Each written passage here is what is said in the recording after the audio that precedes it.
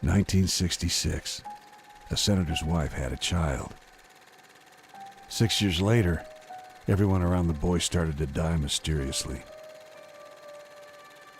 A detective was called to investigate the incidents. Slowly but surely, the curious case started to consume him. The deaths were surrounded with the paranormal and entangled with the supernatural.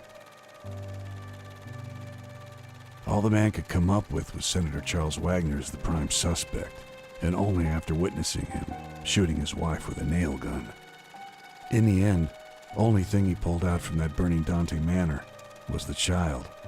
My name is Detective MacGuffin, and I was the guy sent to investigate them. The boy's name is Lucius.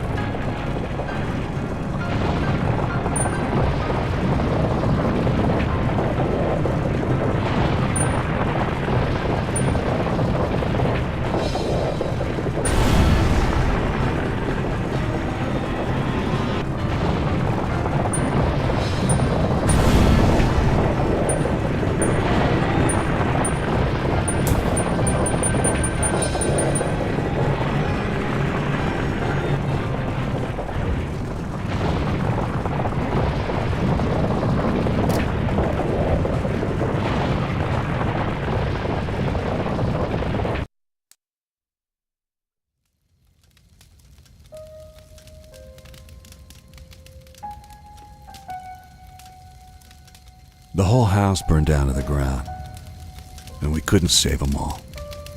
I managed to get the boy out, and at that time I was convinced it was his father Charles who was behind the murders.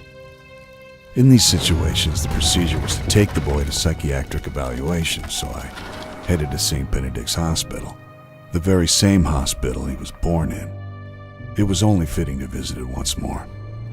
He was sitting quietly in the back seat, staring at me through the mirror. When we arrived just before the nurses came to get him, he leaned forward and whispered something into my ear. The hair on the back of my neck stood up as I was overwhelmed with emotion. The whispers kept running through my head that this was no ordinary kid at all. As I returned to my apartment, I started to put the pieces together.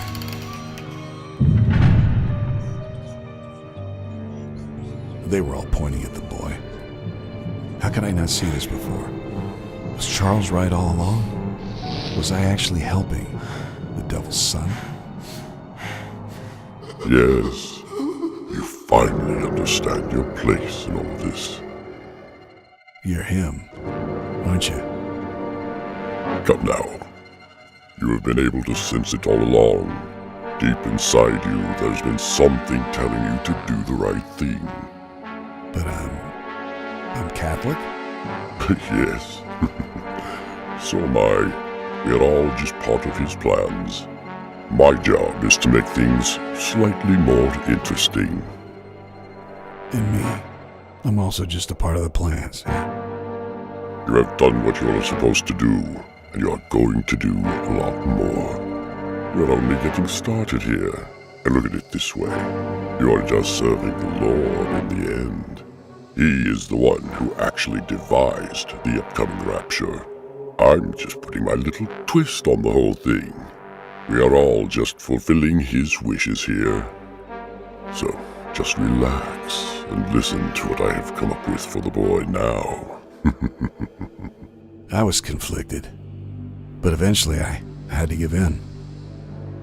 All along I've been a servant to the cause. I was meant to travel this world as a servant of Lucifer and to protect his son. Lucifer had a plan that would bring everything together, and it was my job to see after Lucius. He'll have to look for the answers to this little game that's been created for him. The Dark Lord has taken his powers away and leveled the playing field. It will not be an easy task for the boy, but it's all necessary sacrifice that will, in the end, pan out the way it was supposed to. They evaluated the boy and committed him. He had lost his abilities to influence anyone. Thoughts of abandonment were filling his head. His thirst for blood was gone along with the rewards he'd already been given. It took 6 months until the boy was woken again. No blood was spilled. Someone up there was happy. It finally happened when they brought 2 new patients in. They were both rambling about a prophecy, and to make things more interesting, the other one was a woman of the cloth. Immediately, Lucius realized that there was more that he had to do, so in the blink of an eye, he attacked them. There was a fire inside him again. He was not forsaken. He felt useful again. However, the employees managed to put him down. He was drugged, dragged to shock therapy. The boy had gathered a following throughout the hospital. Some of the patients naturally looked after the boy, but not these employees. They shackled him, imprisoned the prince. They laid him down on the bed ready to be shocked. But what they did not know, and what they could not guess, is the answer to a question. What happens when you shock the devil's son?